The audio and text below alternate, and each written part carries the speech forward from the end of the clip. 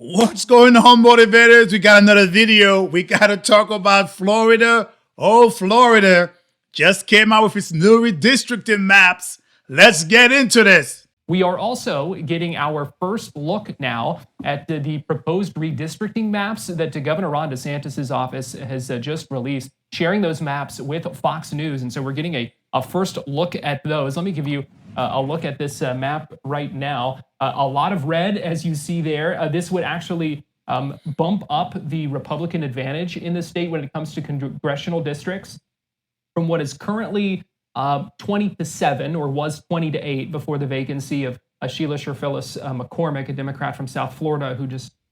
So it was 20-8. They're about to take 4 seats from what Virginia just did, and now it's going to be 24-4. I told you, Democrats are playing with fire. They have no more rooms to gerrymander. They got 0 rooms to gerrymander. They have New York and a little bit in California, but New York said no already. Not to mention, you have Virginia, who just passed their gerrymandering, but the courts to say no. Democrat-led congressional maps that could give Democrats an extra 4 seats in the midterms. A circuit court has now ruled that referendum unconstitutional, and a judge is blocking the vote certification, setting up this fast-moving court fight. Joining us to discuss is former Virginia Attorney General and National Chairman of the Election Transparency Initiative, Ken Cuccinelli. Good morning to you, sir. Thanks for joining us via phone. Now, you have said this redistricting fight was really far from over. We know this court now has ruled the referendum unconstitutional. What is the core legal issue here? So there are 3 constitutional issues and 2 statutory issues. The 2 in front of the Supreme Court today are constitutional issues related to the first passage of the proposed amendment on Halloween last year. In Virginia, we have 45-day elections, and we vote in odd years for state officials. You'll recall that Governor Spanberger was elected last year. A moderate, that is, and she said, I will never redistrict. And guess what she did? She redistricted as soon as she got into office. These people are scams. And she went far left. She have always been a populist. She disguised herself as being a moderate, and they voted for her. And this is what they're getting in Virginia. 6 weeks after the election began, the Democrat General Assembly proposed this constitutional amendment that was on the ballot last Tuesday. And our Constitution requires an intervening election between that first passage by the General Assembly and a second passage of the General Assembly so that you can elect a new General Assembly. But over 1 million people had already voted, and they're arguing that the election is just election day. See that? They're not following their own rules. So there you have, Virginia is messing up into how they have their 4s, which a possibility of all of that being overturned.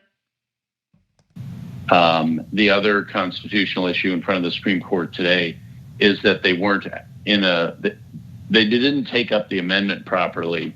They were in a special session called to deal with the budget, and to change the subject, they needed a 2/3 vote of the General Assembly, and they didn't get it. So that's the issue the Supreme Court will hear today. You mentioned in your lead-in that Again, they are not playing by the rules. And you have the third one where the way they worded it is like they tricked the people of Virginia into voting for this amendment, this new redistricting. But again, we'll find out next month if the Supreme Court shuts this down. The U.S. Supreme Court ruling Texas Republicans had hoped for. The 6-3 conservative majority High Court Thursday issued a decision allowing Texas to use its new gerrymandered congressional maps drawn to help Republicans pick up 5 U.S. So remember, Hakeem Jeffriess mentioning that Texas might be dummy Mandarin. Texas won theirs. House seats in the upcoming 2026 midterm election. That ruling reversed a lower court's previous ruling to block the new maps amid concerns GOP lawmakers explicitly considered race as they drew the new districts. What the U.S. Supreme Court essentially did is it ignored those claims and said the maps were drawn for strictly political purposes, and that's acceptable. Therefore, we approve them. McGirt School of Law adjunct professor Chris McCaley says the High Court's ruling could give us an idea into the fate of a separate lawsuit aiming to block California's voter-approved Prop 50 gerrymandered congressional maps drawn to help Democrats pick up 5 U.S. House seats in the upcoming election. In that lawsuit, we know that California's Prop 50, there's some shenanigans that was with it. You know, Bianco saying that he found a whole bunch of ballots that was most likely fraudulent. The Supreme Court in California stopped him. The state Supreme Court stopped him from counting because they said there's a conflict of interest with him running for governor, and he's looking into that too. Just California for you. Instead of like saying don't do it, and then we're going to continue looking into it, they just said stop, period. I'm telling you, California is just scandalous and rigged. So if we look, we have Texas, who has 5 seats. You have California, who has 5 seats. But California has a total of 52 seats. They're moving from a 43 with a gain of 5. That'll put them up to 48. So that means Republicans in California will only have 4 seats. And Texas have a total of 38 seats, which we're currently at 25. With that 5 will put us at 30. So in Texas, Texas will still have 8 seats for Democrats, whereas California will only have 4 seats. So it's still balanced a little bit more that Texas has more seats percentage-wise for Democrats versus California has for Republicans. Come along, Patterson. Thank you both for coming on. Jessica, to you first. I want to play some back and forth. This is the Florida Governor Ron DeSantis and the House Leader Hakeem Jeffriess kind of taking swings at each other over the whole redistricting thing. Watch. We're on offense. That's our Democratic gift to Ron DeSantis and the Florida Republicans, who he is putting in jeopardy. The Trump Republican gerrymandering scheme has failed. You know, I heard this guy Jeffriess popping off in Washington about Florida. Please be my guest. I will pay for you to come down to Florida and campaign. The far left hates him. You know, they call him a dollar store Obama. Jessica, what do you... Wow, tough words. Tough words. Timu Obama. Timu Obama. I mean, that's pretty crazy that Ron DeSantis is cracking jokes at Hakeem Jeffriess, you know? I mean, it is what it is. They know they're about to lose. That's why Hakeem Jeffriess is telling him, please don't gerrymander. Please don't. Are the Democrats on offense like Hakeem Jeffriess says? I think they're certainly trying to be. I think Hakeem Jeffriess needs to figure out why is it political gerrymandering when we're talking about Texas and Florida, but it's not when we're talking about California and Virginia. What we've seen is that there are some very legitimate... How about plain and simple? They're lying to you. Guys, I know we are cheating over here. Please don't do what we are doing. Oh, you guys are doing it? Oh, man, it's rigged. Stop it already. This is the Democrats for you. Don't do what we are doing. We're the only ones who are allowed to do it. We could cheat. Again, Republicans, you guys are the good guys. Please don't do that. And essentially create it to be a Republican advantage of 24-4. So that's kind of what you are looking at there right now. Obviously, these maps coming out just a day before the start of the special session in Tallahassee, where lawmakers are going to discuss redistricting and a couple of other topics as well. But joining us live now to talk about these maps, just give me your initial thoughts of what we see here and some of the changes that this proposal would bring. Are you feeling the squeeze on your ability to earn a great living as an estate planning attorney? What if there was a way to... Well, like as you said, of what we see here and some of the changes that this proposal would bring. Well, like as you said, Florida right now is a 20-8, 20 Republicans, 28 Democrats, although really 7 Democrats now that we have a vacant seat. So ideally, the prediction was the map would give the Republicans an extra 2 to 5 seats. In this case, this proposed map theoretically gives the Republicans 4 extra seats. I think particularly you see a difference there in Tampa. Karen Castor's district has now moved from a Democrat to potentially a Republican seat. And of course, this map is based on, I guess, 2024 numbers. I think this is where you get the idea of, well, that's assuming everyone votes the same way. I think there was some opposition both on the Republican side and the Democratic side to redistricting. Yeah, but you can still look at this map right here. Obviously, we don't really know how it's going to happen. Same way with California, same way with Texas. It's the people, right? You can put in that stuff, and it's a 90% most likely it's going to be how the redistricting go. But the people could actually blur those lines and vote differently in those counties. So it remains to be seen. But that map looks really good in all red. I mean, those 4 little dots, they could change it into red, and that would be glorious too. And there's some expectation that this map might be a little redder than the reality is going to be in November.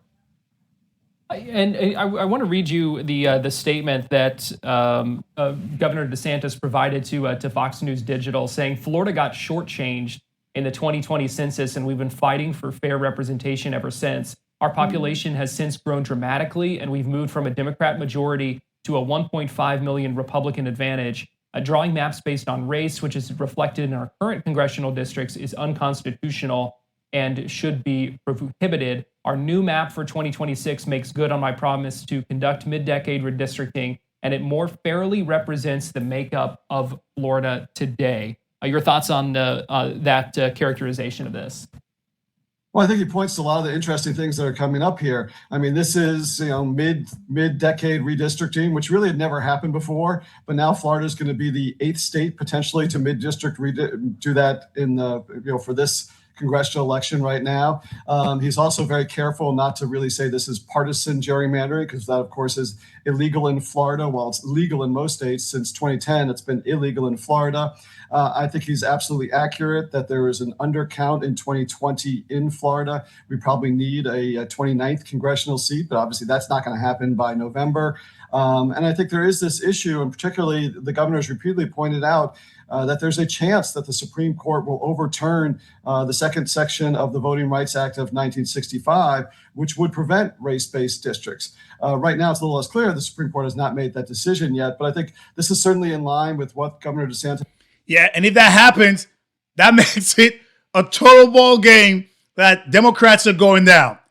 If the Supreme Court overturns it, Democrats are losing at least 20 to 36. 20 to 36.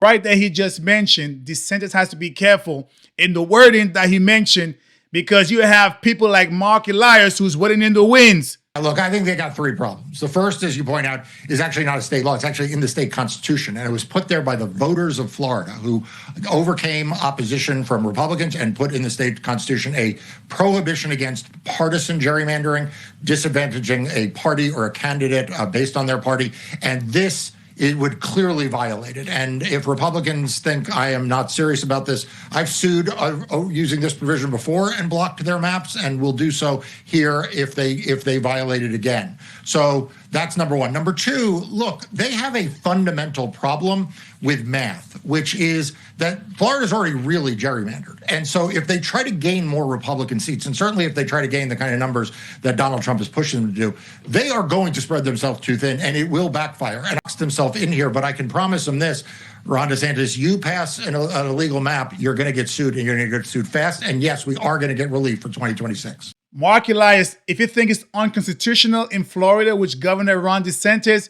is using specific words saying that it was unfair, that is not a partisanship map, right? The words matter. I'm saying go ahead and sue, because I'm pretty sure they have their lawyers into making sure the T's are crossed and the I's are dotted properly.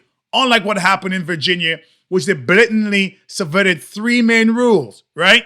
So And we'll have to wait and see. There are some very legitimate reasons for mid-decade redistricting, and it usually comes from the courts. We saw that from the Biden DOJ that started off the redistricting in Texas. And then you have these areas like California and Virginia that have redistricting commissions, where the people very specifically have said, we don't want politicians drawing their own lines, and that's exactly what they've done with these mid-decade redistricting. So consistency has to be a part of this fairness that Hakeem Jeffries talks about. And I think nobody knows Florida better than Ron DeSantis, and he's calling that one a ball and a strike.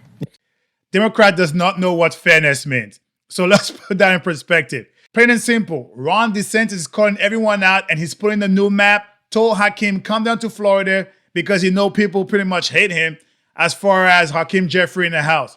We have to wait and see. I think that advantage right now is Texas 5, California 5, nullified. Virginia 4, it might be pulled back. Then you have Florida 4, it might stand up. So technically, if everything goes accordingly right now, advantage Republican 8. 4 over in Florida and the remaining 4 in Virginia, 8. So we shall see how it all plays out. I am still waiting to see. So let me know what you think inside the comments.